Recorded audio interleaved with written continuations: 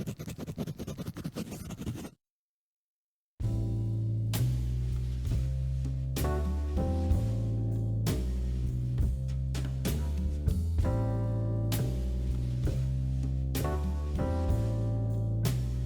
guys, my name is Sebastian. Welcome back to Instant Arma. This is our latest episode, episode 4 of our Advanced Equipment Developer report, and I want to talk to you today in English, not in German. I want to talk to you about the latest release, the latest minor update of Advanced Equipment Mod version 0.5.1. And before I will talk about that. I want to say thank you for, you can see it in the background, 5 stars at the Steam workshop. If we look in the statistics, a lot of you are very interested in our mod, more than 30,000 visitors and almost 4,000 subscribers, and a lot of people, almost 1,000 people, put this mod in their favorite mods, and we also got a lot of positive feedback, and none of them is negative. So I think you like what we are doing. Even if this mod is far from final, it's in a very early stage, and you know, there are a lot of bugs, a lot of features still missing, but we are working on it. We are working hard and try to give you new updates very often, very quickly, as soon as we can.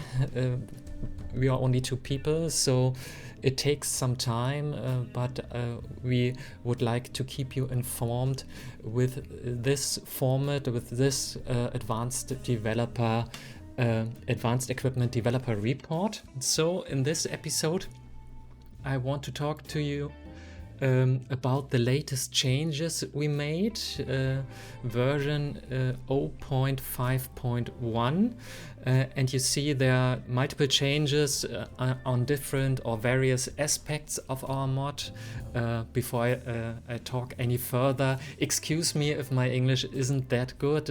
I try my very best so everybody around the world will understand me. Perhaps you need to turn on the automatic subtitles, closed captions on YouTube. Perhaps that's easier for you if my pronunciation is bad, or perhaps I do not find the right words for things I want to express. So keep that in mind, and I want to continue now about our latest update.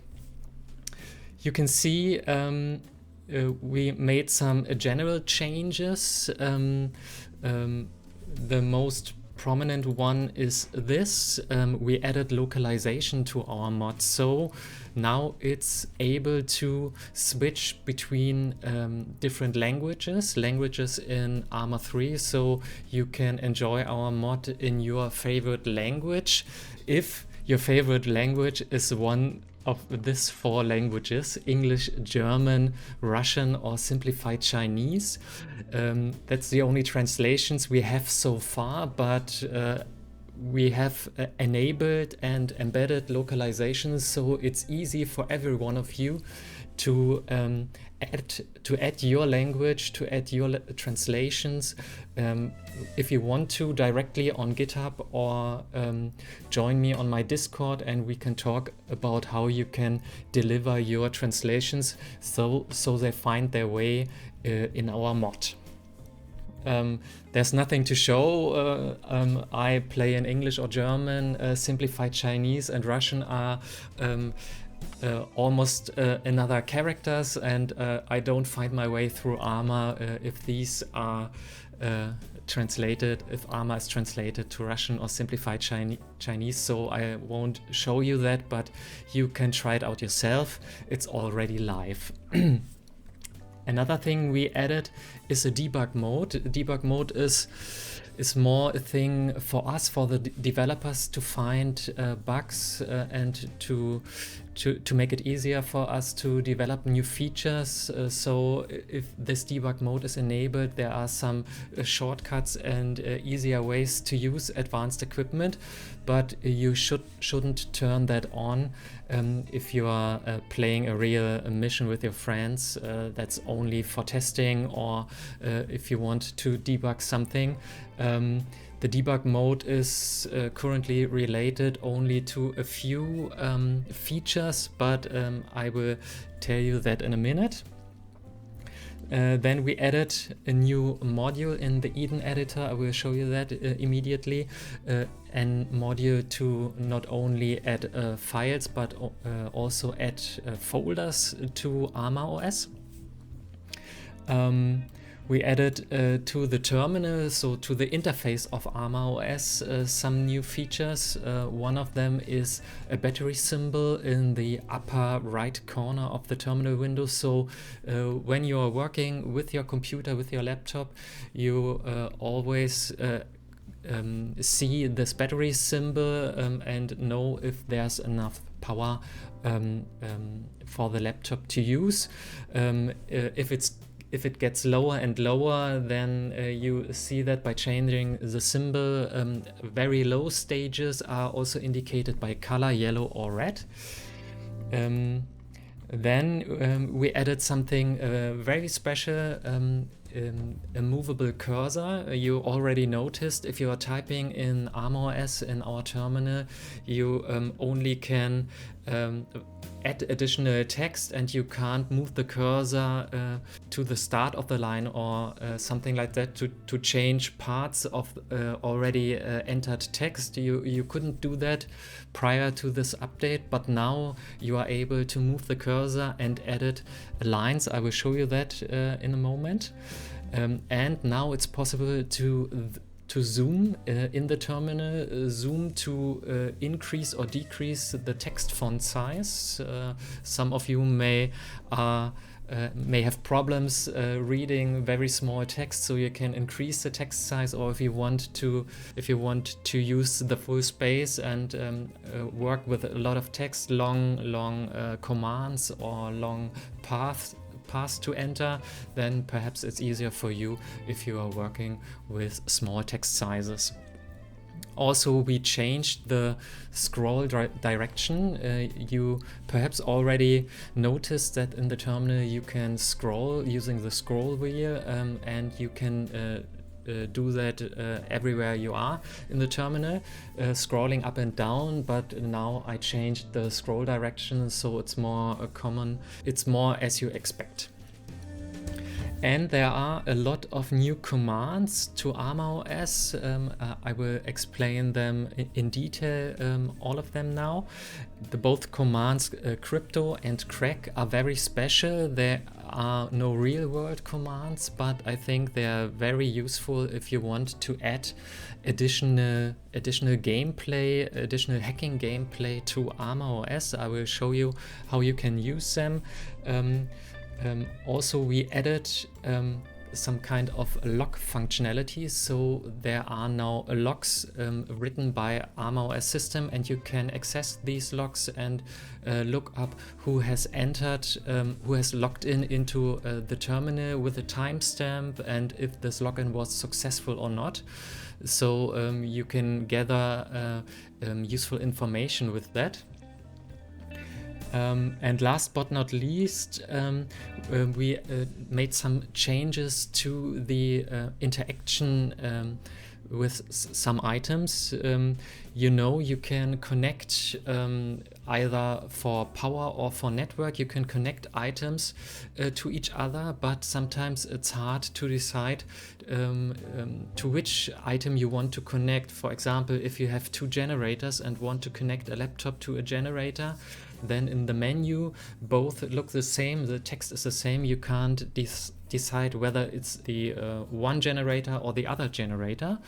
So now we added or integrated the new ACE feature, ACE cargo names. You already mentioned using ACE that you are able to name all items, give them a name, and this name appears if the items are loaded as cargo in a vehicle, and these names are used by our mod and are now written in the connect menus, and so you can decide which one you want to connect, to which one you want to connect.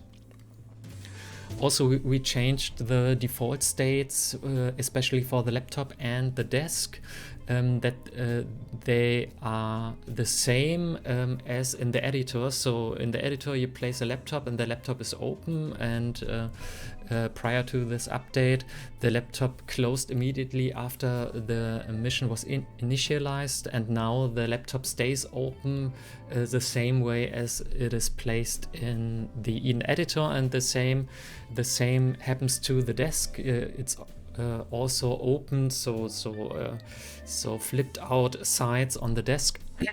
But we will have a look now in the Eden editor.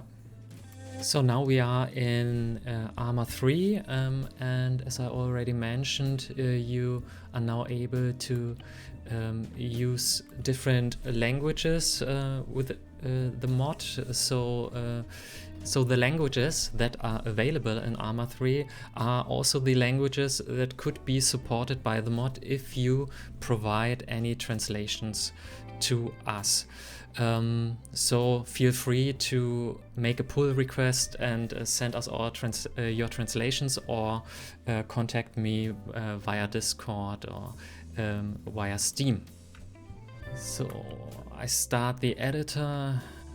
The virtual reality world should be sufficient to show all the new features.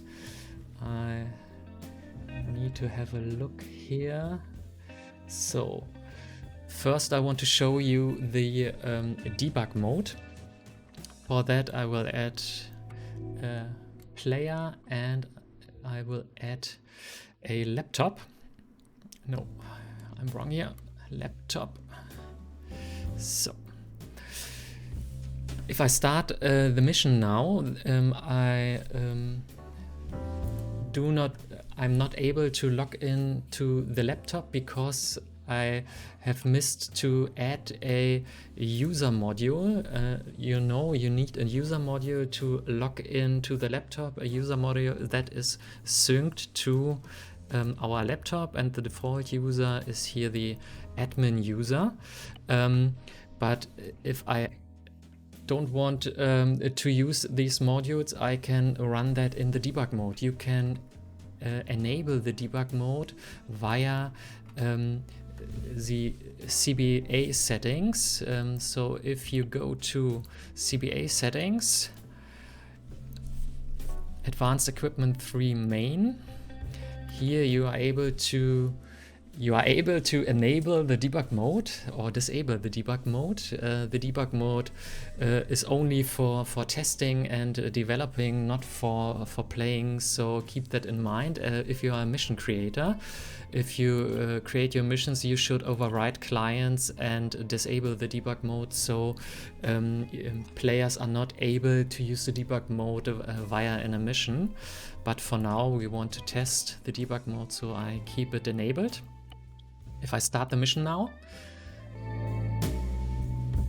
I get a system chat every 5 seconds on the lower left corner, showing that the debug mode is enabled. So I now know that the debug mode is enabled.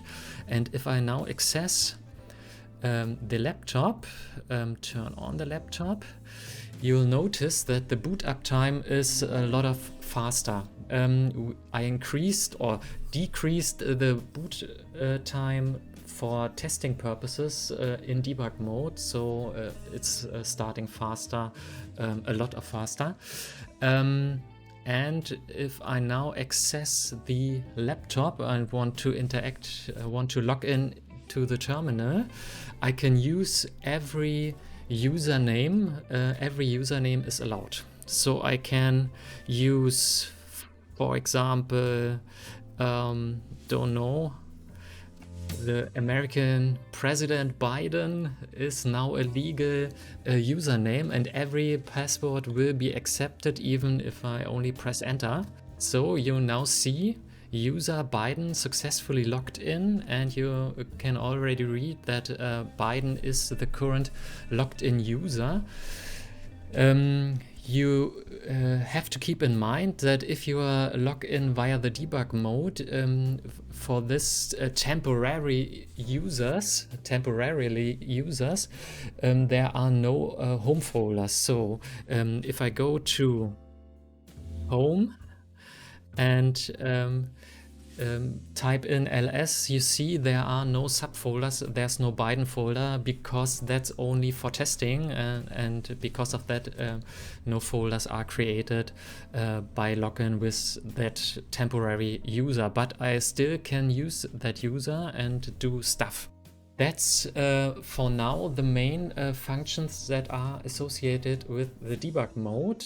There's already a third thing, a debug overlay that is showing above every advanced equipment item. It's a square with text, and in this text box you can find information about the type of the asset, its current power state, its current battery level, etc., etc. But this overlay is very performance intensive, and for now we have disabled that. I need to enhance this overlay so everybody could use that, so it's for now only for internal use. You can't access that. That's the debug mode.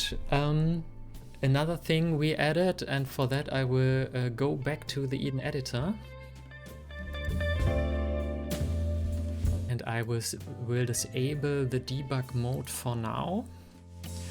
Now you are able to access an additional module, an AddDir module, and if you compare that with the AddFile module, it's almost the same, except that the file module has the text field for file content, and this is code option. The directory module doesn't have that. It's only the path, owner, and the permissions you can set. So we can sync that with our laptop. Keep in mind, all modules need to be synced directly to the laptop, not to each other. We already had a case where a user tried to sync an AddFile module to a AddDir module. This works in editor, but leads to script errors and a lot of errors, so you can't play anymore. So don't do that. Don't connect the modules to each other. Always connect the modules to the laptop directly. Have another try. So this new path will be in the temp folder, and I will call that new 2, and this file is in new example.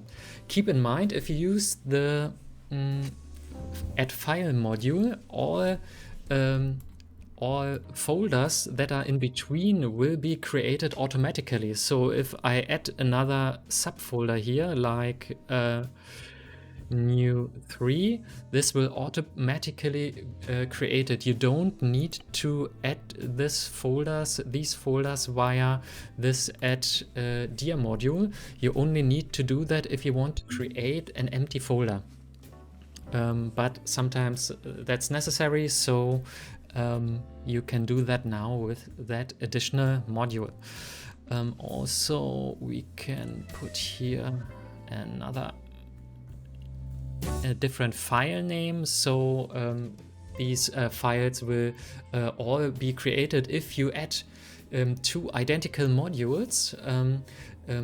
One file will be overwritten by the other file, so that's not what you want. So every AddFile module should create a unique new file. I will also add a user module because we have disabled the debug mode now, so we can log in, and I want to show you the new commands, and I have a look of what new commands we want to use. We have echo, crypto, crack, find, and mkdir, and we want to have a look at the changes of the cat module, cat command. So I need to add another file module. That's easier. File connect. So I create now a file that has multiple lines. Line 1. You need to use shift return to access a new line. Line 2. Line 3. And this is example 3, and this is example 1. Okay, and this is example 2. Because I want to show you new features with the cat command that is outputting multiple files and outputting files with multiple lines. So we want to have a look at it now. I start the mission.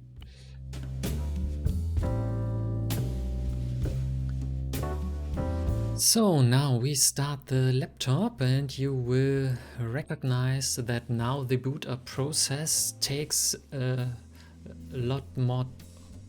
much more time as before, as via the debug mode. So now we need to wait, I think, 15 seconds, and now we can access Arma OS.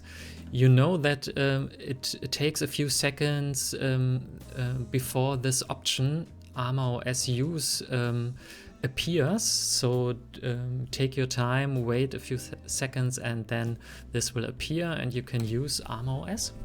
So now I can't log in with Biden because this user isn't added to the laptop and it's not the debug mode, so we need to use a user that is added to the laptop, and that is the admin user.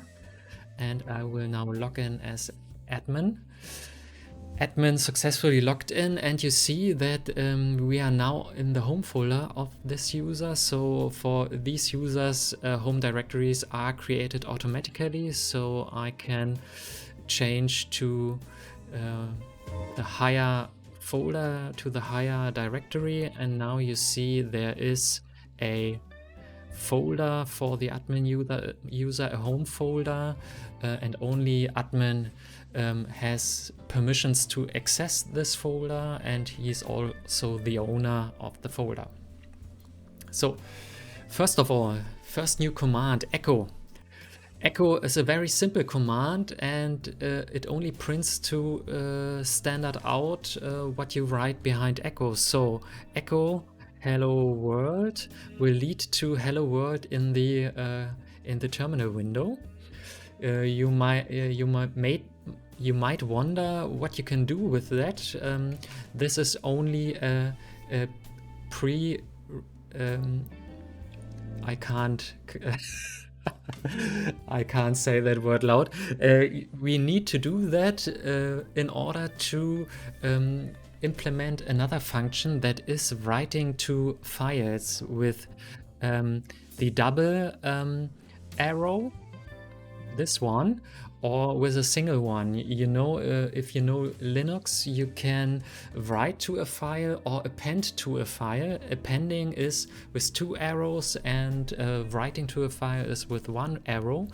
And later, it's not implemented now, but later we can do something like echo hello world and redirect that output, not to standard out, but to a file like test.txt, and then this will create a file, and this text file will have hello world as content. But for now we only can print text to the terminal window. The next 2 new commands, they are very special, are crypto and crack. Crypto is a command that is no real world command. It's a command I invented by myself, if you want to say so. Crypto command you should be able with the crypto command to encrypt and decrypt text or messages, and so a hacker can try to decrypt these texts on a laptop. So there will be a gameplay for a hacker that really leads to something he needs to do. So he needs to find a file, checks that the file has encrypted content, and somehow needs to figure out how to decrypt that content. So for that you need a function to encrypt your text, and that is crypto. And how do you use crypto? Crypto first wants an algorithm, an encryption algorithm, and the only implemented algorithm for now is Caesar. The Caesar algorithm or Caesar cipher is all about shifting characters in the Latin alphabet. So if you perhaps you could shift every character of your message by 3 characters in the alphabet. So an A becomes an B, C, D, and so on. And so you can encrypt your message. That's a very easy encryption algorithm, but it has some nice features.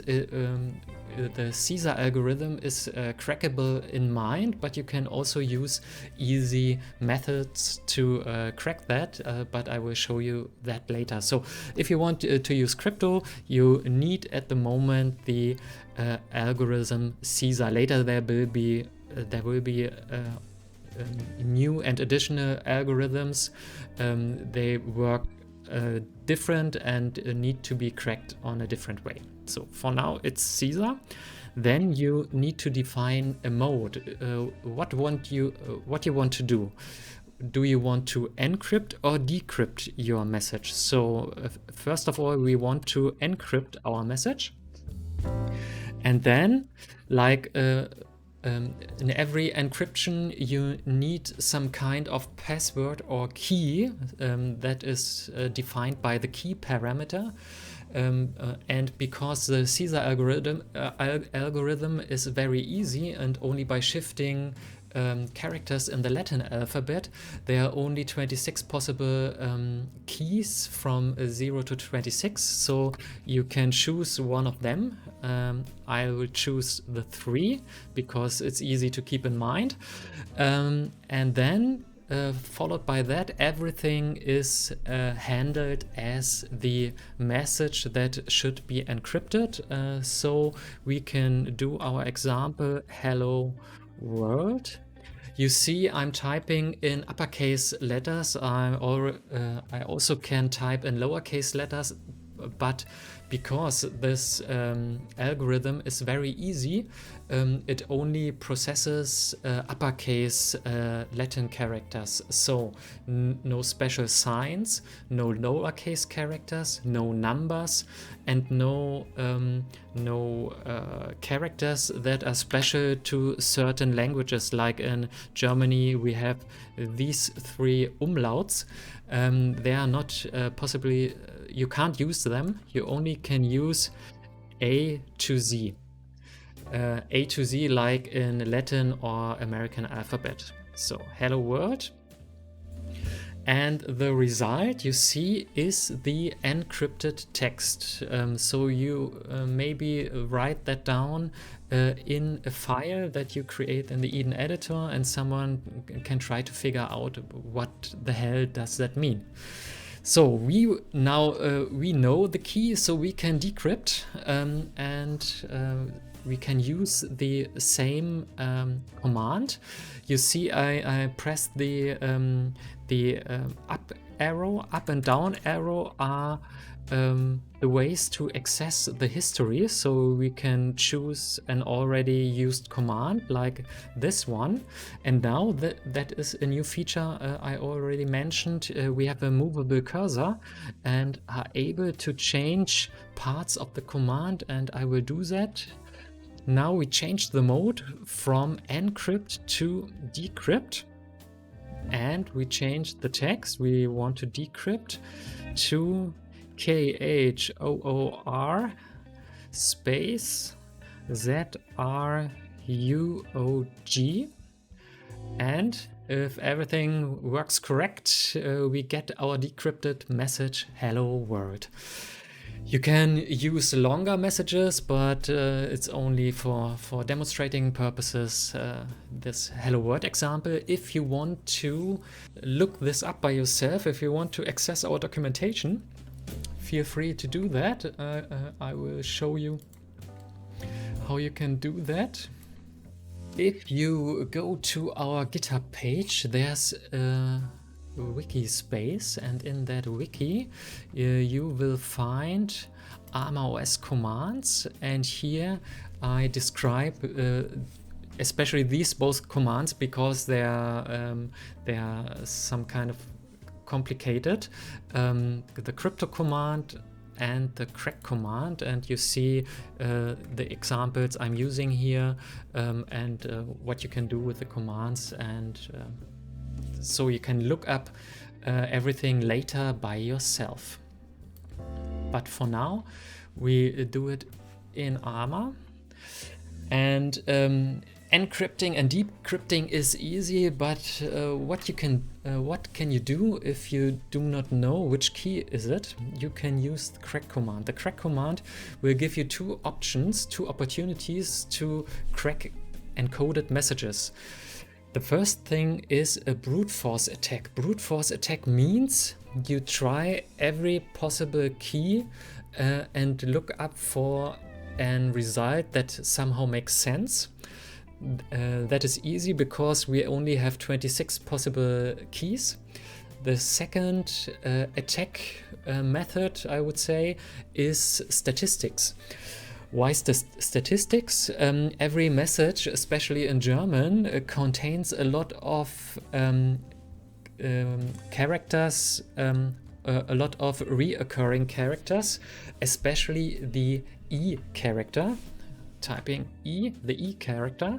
I think in English it's the same, and if the message gets longer and longer, it shows that E is the most used character. So if you do a statistic analysis of your encoded text and look for the characters that are used most often, it's very likely that these characters are encoded E's. And if you know that, you can very easily know which key is correct and decode your message. So for this example, I will encode another message, and this message should be a little bit longer. My test message is, oh yes, this is my secret message. Before we continue, I will show you another feature I already mentioned, that is zooming in the terminal. If you press Ctrl and use plus and minus keys on the numpad, you are able to change the font size and with that the length of each line. So you can use much longer lines. You see while I'm increasing the font size, the lines break to the new line, and so you can use this feature to increase the length of the lines and decrease font size. So I think this font size should be sufficient. I hope you can read that on YouTube, but this video is in 4K, so I think this should be possible. So now we want to encrypt this message. So this message has a lot of characters and some of them reoccur. So now we want to try to crack this. First of all, we want to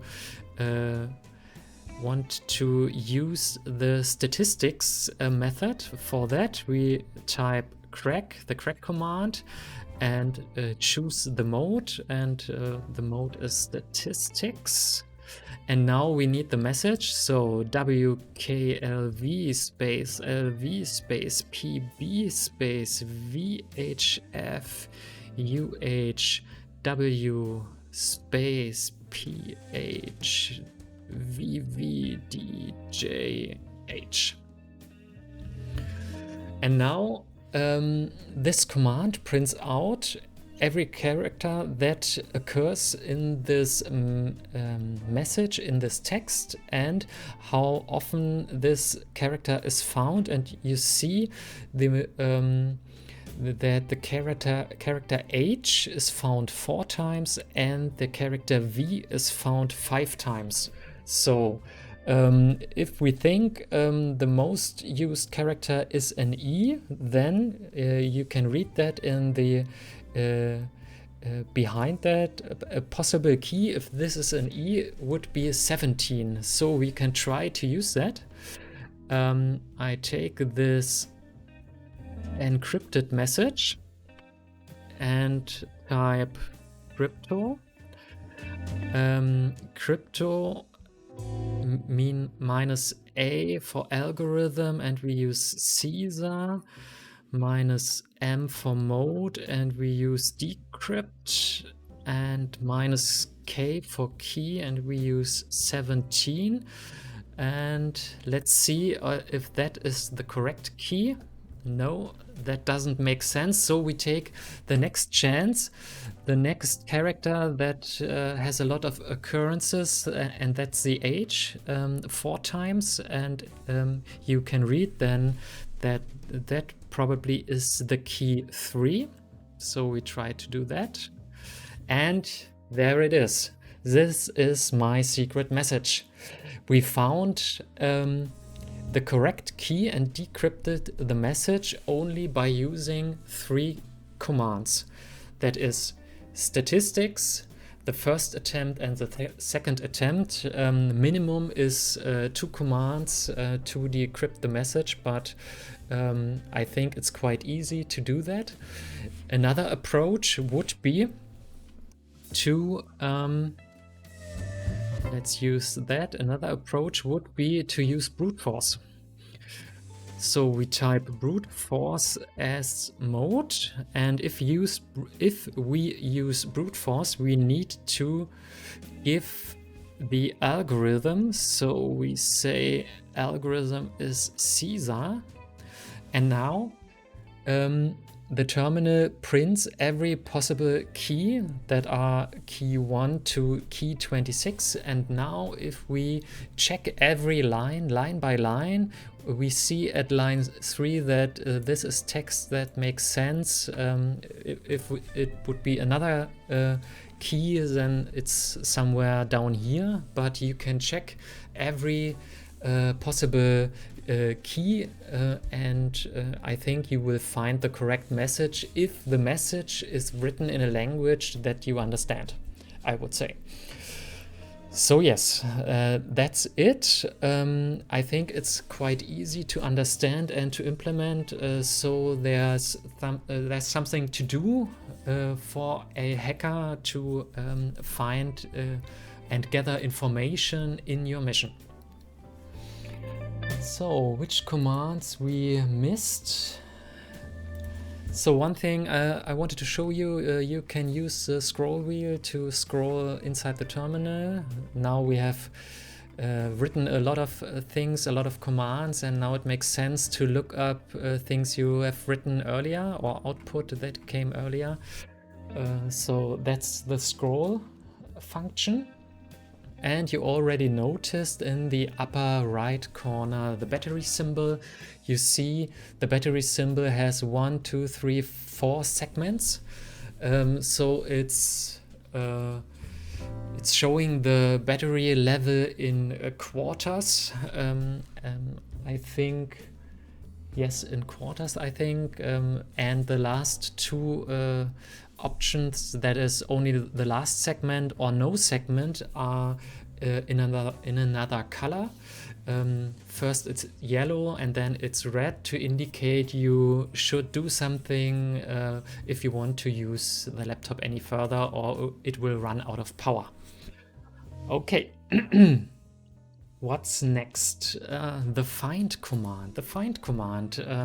We haven't a find command prior to this update, and if you want to find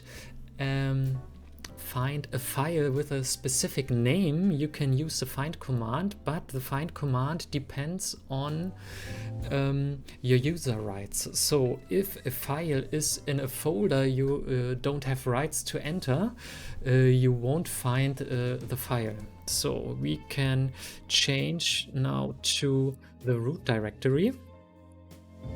In the root directory we have a temp folder, and in there are example files, so we can use the find command to search for our example files. At the moment you need to know the full name of the file. You can't use stars to indicate alternating endings or something like that, but we will bring that feature in the future.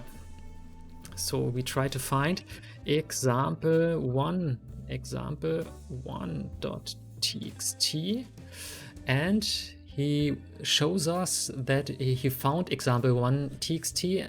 It is in the folder tmp/new. There's also example2 and example3. And every time you see here that the command says can't scan one folder due to missing permissions. What is this folder we don't have permission to? It's the root folder.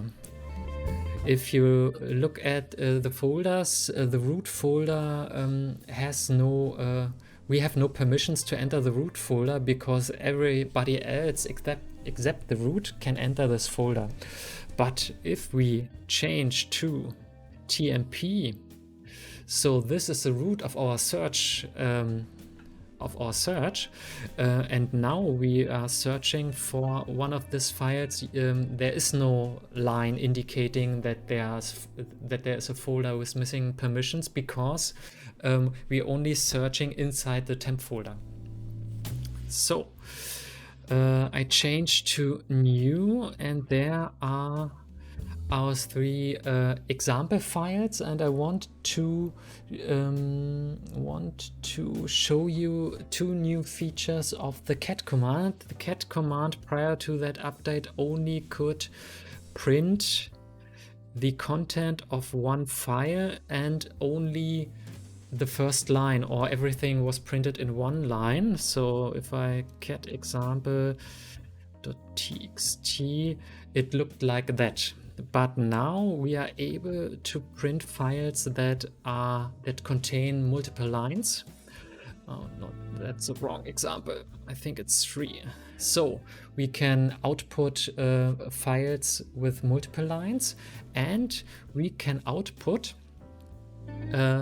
multiple files in one command execution. So you can simply add all the files next to each other in this command. So example1, example2, and example3.txt, and it now prints one file after the other. So you see the output of the first file lorem ipsum, the output of the second file lorem ipsum, and the output of the third file, line 1, 2, and 3. So that's the new features of the cat command. And last but not least, the command mkdir to create folders. We are now in a folder that is only containing 3 files, but if I want to create a new folder here, I can do that. New folder. And now there's a new folder inside this folder, and you see the owner is always the owner that executes that command. In our case, we are admin, so the owner of this folder is admin. And you see the permissions. Only the owner can enter this folder, but nobody else. Of course, if you edit the root user can do anything. Root user will always be able to enter such folders, but in that case, only admin could enter that folder. We will later add options to change the permissions on files and folders and to change the owners of files and folders, but for now, that's it.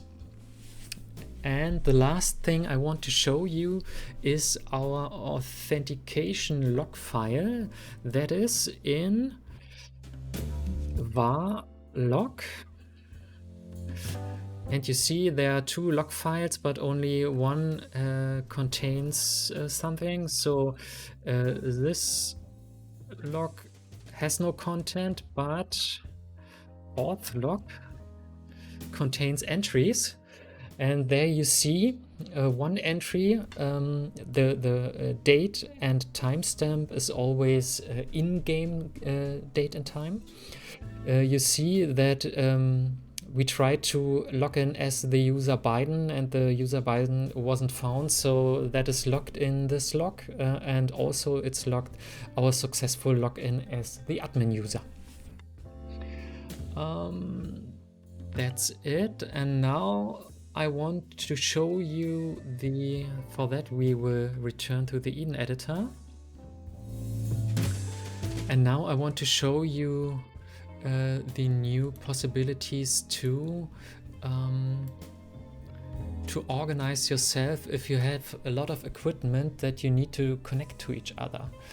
For that, I will add two generators. And so we place them here, play. So now we have here two generators, and we can connect this laptop to a power source, and you see there's always mentioning a portable generator, and I don't know which one is which. I don't know if this is the left one or the right one, but I can rename them. That's an ACE function, rename, and I can rename them to left generator and right generator, for example. I'm sure you find better names. Right generator, save. So now they are renamed. If you load them in a car, you see that name in the cargo menu of ACE. And now if you want to connect, you see the name. Oh, there's an error. It's only, oh, haven't saved it, I think. Haven't saved the left one, rename. Left generator. I need to press save to save. It's saved now. And now you see I can choose the correct one I want to use, the left or the right one, because I have given them names and now they're distinguishable. Distinguishable. A horrible word, I would say. And now I can connect them to, let's say, the left one, because I use my left hand side. So that's all for today. I've mentioned all new features that are coming via the latest update, Arma OS version 0.5.1. And we are still working on new features, and we are fixing bugs, and there's a lot things to come, but because I'm already talking more than 45 minutes. I think it's enough for today. And stay tuned for the next episode where I will be talking about features, developments, bug fixes, and so on. If you have any question or want anything, you can use the comments, but you can also use pull requests and issues on GitHub. You can join us on our Discord. The link is in the description below, or you can use the comment function in the Steam workshop. Everything is possible.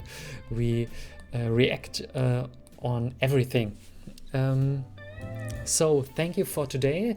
Thank you for your interest, and thank you for being such a great Arma 3 community, and stay tuned. Till then, bye bye.